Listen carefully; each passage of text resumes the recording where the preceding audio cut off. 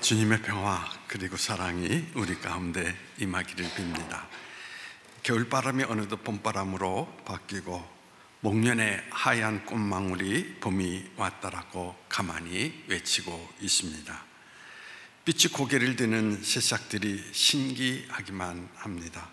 생명의 기운을 지렛대로 삼아 대지를 끌어올린 것 같습니다.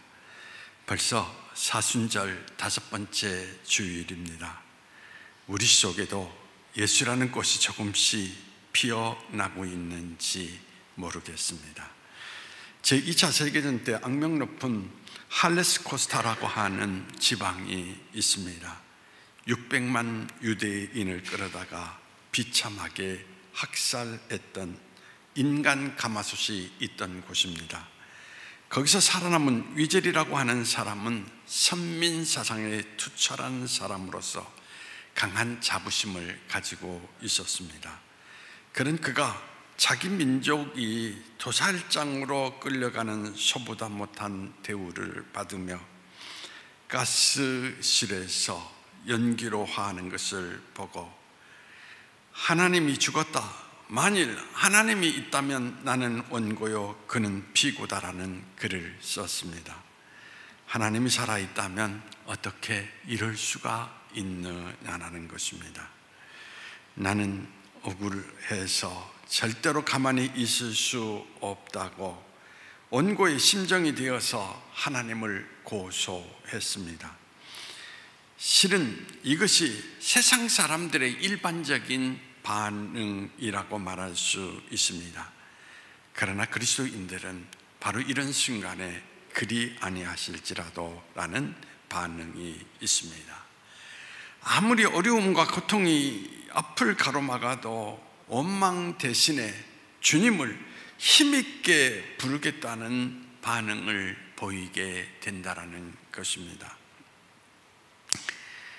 우리가 생을 살다 보면 예측하지 못한 고통을 안고 괴로워할 때가 많습니다. 예수님을 믿기만 하면 한순간 고통이 행복으로 변한다라고 믿는 사람들이 너무 많습니다. 그러나 하나님은 자주 우리의 기대와는 다르게 인도하시는 그러한 모습을 드러낼 때가 너무 많습니다. 이럴 때 우리는 그리 아니하실지라도 내가 주께 의지하오니 주는 내 하나님이십니다 라고 고백할 수 있어야 진정한 그리스도인이라고 할 수 있는 것입니다. 하나님께서 고난 속에 있는 우리의 기도를 들으시면서 제일 먼저 살피시는 것이 있습니다.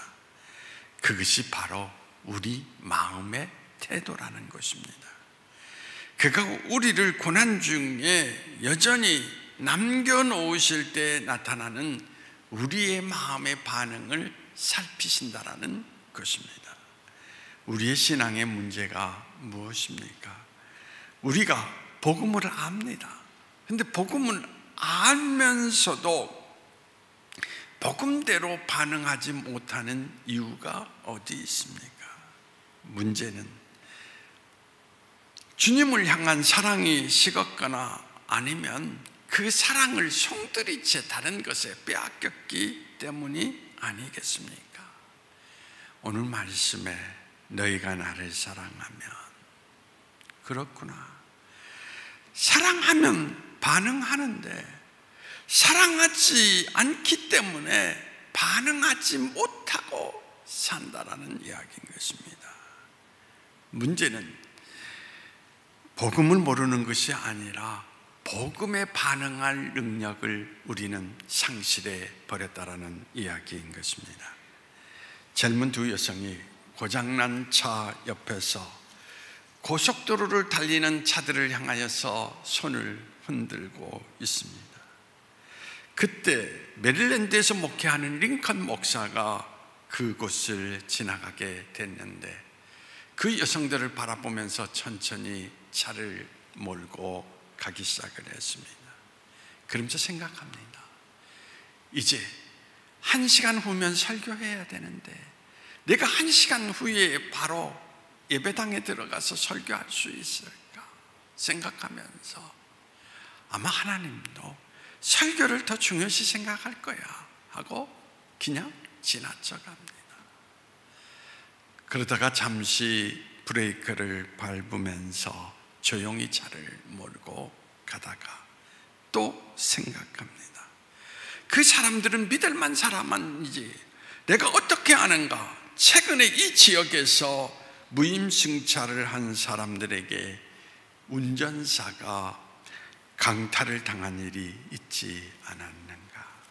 그는 다시 발을 엑셀레이터로 옮기고 속력을 내었습니다. 그는 그들이 다른 차를 향하여서 손을 흔드는 것을 백미러를 통하여서 볼 수가 있었습니다. 그날 그의 설교는 어떻게 되었습니까? 실패작이었습니다. 뭔가 꼭 필요한 것이 빠졌다라는 그 느낌을 그는 느낄 수가 있었습니다. 그러나 그는 한 가지 교훈을 얻었습니다. 복음을 따라 사는 것이 복음을 전파하는 것보다 더 중요하다라는 것입니다. 사랑한다라는 것, 내가 잘 되는 것과 다르다라는 것을 우리는 알아야 됩니다. 사랑하기 때문에 사랑하는 사람이 무엇이든 잘 될 수 있다면 무엇인지 행한다라는 이야기인 것입니다. 오래전 어떤 미국 선교사가 중국에서 선교할 때 마침 그곳에 이름 모를 전염병이 유행처럼 퍼져서 수많은 중국인들이 희생을 당하였습니다. 그래서 선교사는 그 병균을 유리병 속에 담아서 면역항체를 만들기 위해서 미국으로 떠났습니다. 그런데 샌프란시스코에 상륙하려고 할 때 검역소 직원이 철저하게 방역 조치를 하기 위해서 승객들을 조사하기 시작을 했습니다. 그는 하는 수 없이 병에 담겨있는 병균을 그대로 마셔버리고 병을 버렸습니다. 검역소를 지나가자 그에게 이제 열이 나기 시작을 했습니다. 그때 그는 소리치기 시작을 했습니다. 나는 중국에서 유행하는 전염병에 걸렸습니다. 나를 빨리 병원에 옮겨서 나의 몸속에서 병균을 뽑아 면역체를 만들어서 중국에 보내 많은 사람들을 살려주십시오. 이것이 그리스도인의 사랑이라는 것입니다. 이것이 바로 십자가의 정신이라는 이야기인 것입니다. 참으로 위대한 사랑은 그 사람이 잘 될 수만 있다면 무엇이든지 행하는 것입니다. 역사학자 아놀드 토인비가 사랑에는 두 가지 욕망이 있다라고 이야기를 했습니다. 첫째는 주고 싶은 욕망, 둘째는 빼앗고 싶은 욕망이다 라고 이야기를 했습니다. 또 사랑에는 조건 없는 헌신적인 사랑이 있는가 하면 조건적인 사랑이 있습니다.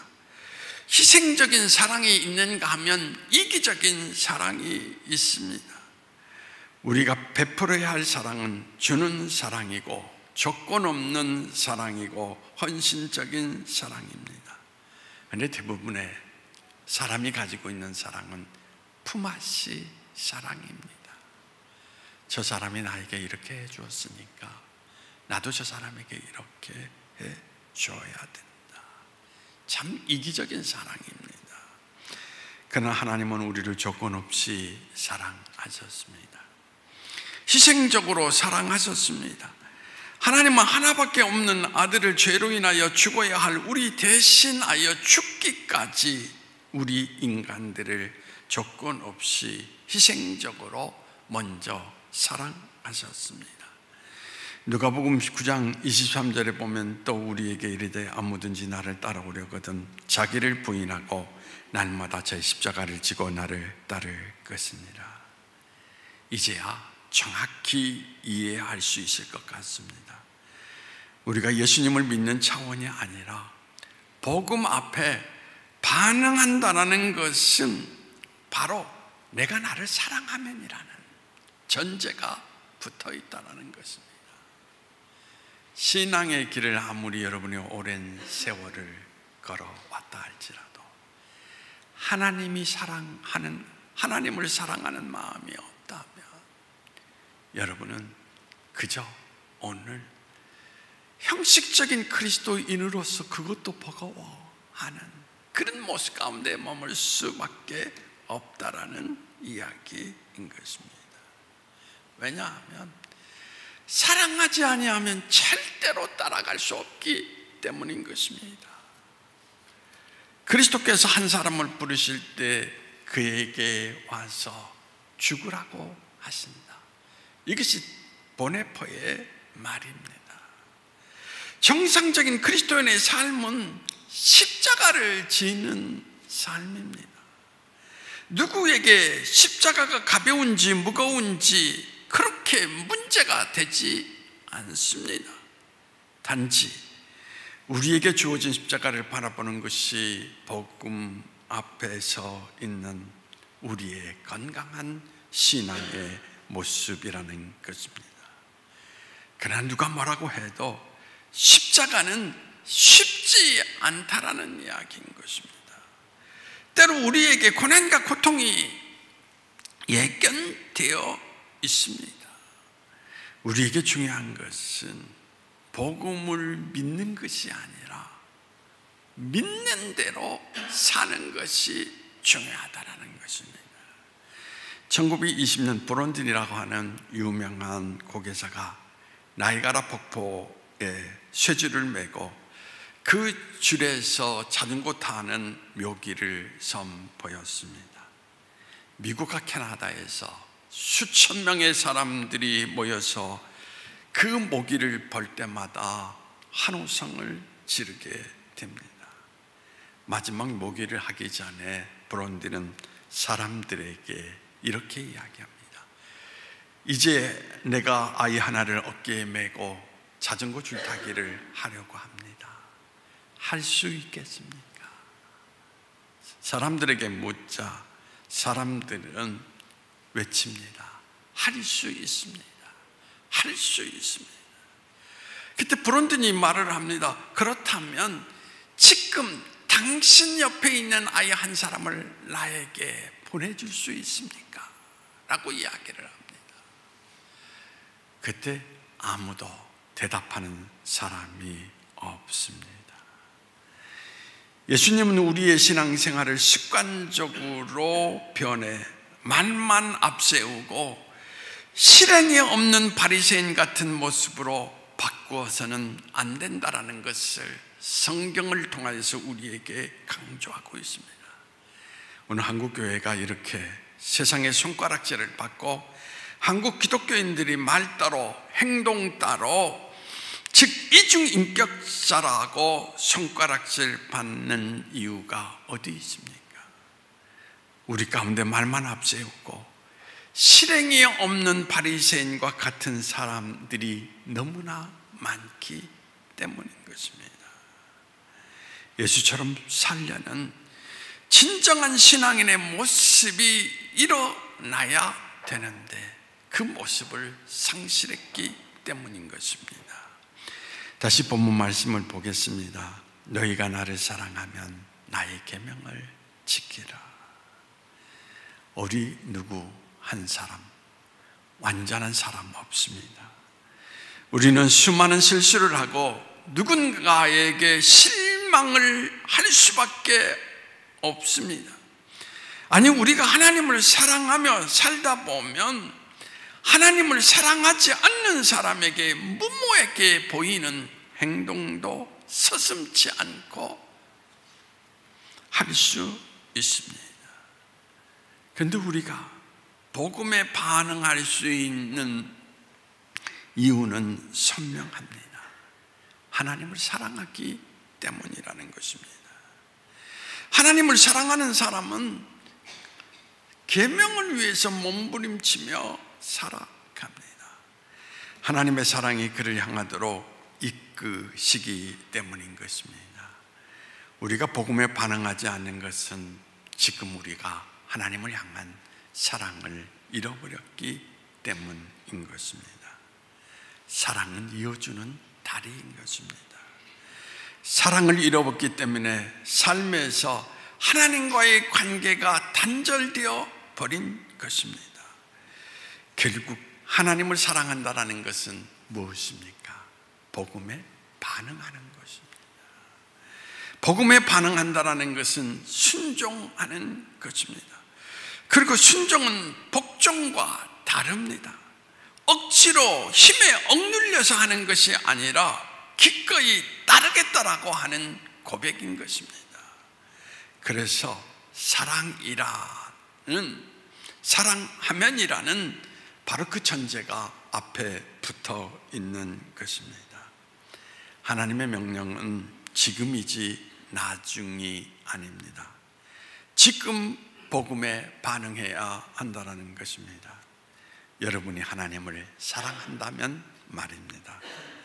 반응하지 않는 자에게는 어떤 결과도 체험도 기적도 존재하지 않습니다. 홍해는 모세가 지팡이를 들어 쳤을 때 갈라졌고 요단강은 발을 내딛었을 때 갈라졌습니다. 베드로는 풍랑 가운데 내려왔을 때 바다 위를 걸을 수가 있었습니다. 물고기 2마리와 빵 5개로 5,000명을 먹이신 것은 빵을 나누기 시작하면서 일어난 것입니다. 빈민가에 태어난 큰 부자가 된 미국인 깁슨이라는 사람이 있습니다. 사람들이 그에게 부자가 된 비결을 물어보았습니다. 깁슨은 이렇게 이야기를 합니다. 첫째, 술을 마시지 말 것. 둘째, 고생을 두려워하지 말고 일할 것. 셋째, 하나님을 믿고 만사를 의심하지 말 것. 이것이 그 비결입니다. 그러자 한 사람이 이야기를 합니다.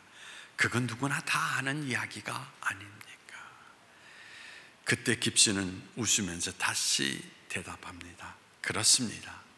그러나 당신은 아직 그것을 실천하지 못하고 있지 않습니까? 반응하지 않는 자에게는 예수를 믿어도 아무것도 일어나지 않는다라는 이야기인 것입니다. 복음에 따라서 자기 삶의 모든 것을 종용하며 살아갈 때 거기에서 우리는 하나님을 생생하게 경험할 수 있고 살아계신 하나님으로 우리의 삶의 모든 역사를 기록할 수 있다는 것을 성경은 말해주고 있는 것입니다. 오늘도 이러한 그 사실을 기반으로 복음에 반응하는 삶으로 예수님의 역사를 나의 삶에 기록하며 살아갈 수 있는 여러분 모두가 되기를 바랍니다. 기도하시겠습니다. 하나님, 사랑하면이라는 말, 사랑하지 아니하면 아무것도 아니라는 말, 그 의미를 느낍니다.